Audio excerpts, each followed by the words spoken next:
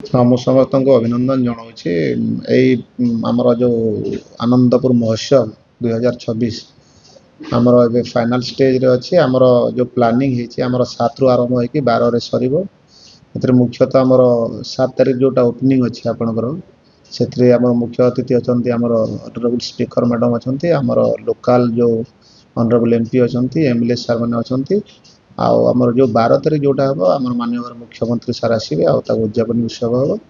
ଆଉ ଆମର ଯେତିକି ଜିନିଷ ଯାହା ଅଛି ଆମେ ଗୋଟେ ମହୋତ୍ସବରେ ଦରକାର ହଉଛି ସେ ଜିନିଷ ଗୁଡାକ ଆମେ ଗୋଟେ ବହୁତ ମାନେ ପ୍ରାୟ ପ୍ରିପାରେସନ ଷ୍ଟେଜରେ ସରିଯାଇଛି। ଯେମିତି ଆପଣଙ୍କର ଅର୍କେଷ୍ଟ୍ରା ହେଲା ଲୋକମାନଙ୍କ ପାଇଁ, ଦର୍ଶକ ମାନଙ୍କ ପାଇଁ ଯୋଉଟା ସେମାନେ ଆସିକି ଉପଭୋଗ କରିବେ।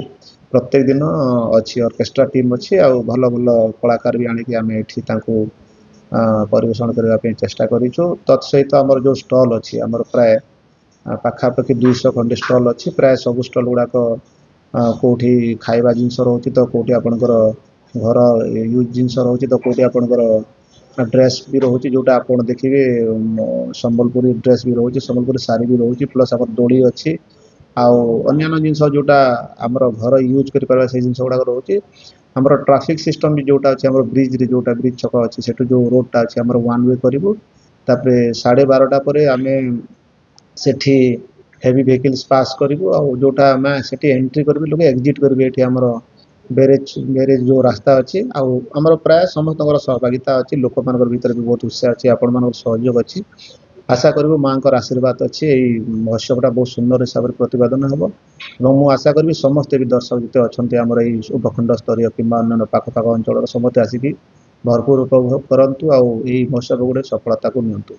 କାଲିର କାର୍ଯ୍ୟକ୍ରମ ଅଛି କି ଆମର ଯୋଉ ପଦଯାତ୍ରାଟା ହେବ, ଆମେ ସକାଳୁ ଆରମ୍ଭ କରିବା ଝାଡେଶ୍ୱର ମନ୍ଦିରଠୁ। ଆମେ ନିଜେ ଚେଷ୍ଟା କରୁଛୁ 6:30ରୁ ଆଣିକି ମଶାଲ ନେଇକି ଆମର ସବୁପଟେ ଆମେ ଫକୀରପୁର ହେଲା, ଶାଳପଡା ହେଲା ଦେଇକି ଆସିକି ଆମର ଯୋଉଟା ଆମର ଇଷ୍ଟ ଭଗବାନ ଯୋଉ ଅଛନ୍ତି ଆମର ମହାପ୍ରଭୁ ଏଠି ଦଧିବାବନ ଯୋଉ ମନ୍ଦିରରେ ଆମେ ସ୍ଥାପନ କରିବା।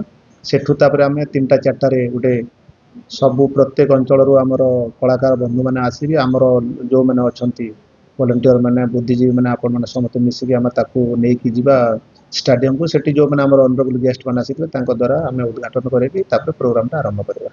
କଳାକାର ଗୁଡାକ ଆସିଛନ୍ତି। ଆମର ପ୍ରଥମ ଦିନ ଅଛନ୍ତି, ମୁଁ ଯଦି କହିବି ଆମର ଶର୍ମିଷ୍ଠା ସରକାର ଅଛନ୍ତି, ସେ ଜଣେ ବହୁତ ଉଚ୍ଚକୋଟୀର କଳାକାର ଅଛନ୍ତି। ତାପରେ ସେକେଣ୍ଡ ଦିନ ଅଛନ୍ତି ଆମର ଲିପ୍ସା ମହାପାତ୍ର ଜଣେ ଅଛନ୍ତି। ତୃତୀୟ ଦିନରେ ଅଛନ୍ତି ଆମର ଜେସିକା ଆଜମେରୀ ଅଛନ୍ତି। ଚତୁର୍ଥ ଦିନ ଆମର ଅନ୍ତରା ଚକ୍ରବର୍ତ୍ତୀ ଅଛନ୍ତି। ସେ ଆଉ ପଞ୍ଚମ ଦିନରେ ଆମର ରୁକୁ ସୁନାର ଅଛନ୍ତି, ଯିଏ ସମ୍ବଲପୁରୀ ସ୍ପେଶାଲ ନାଇଟ୍ସ ହବ।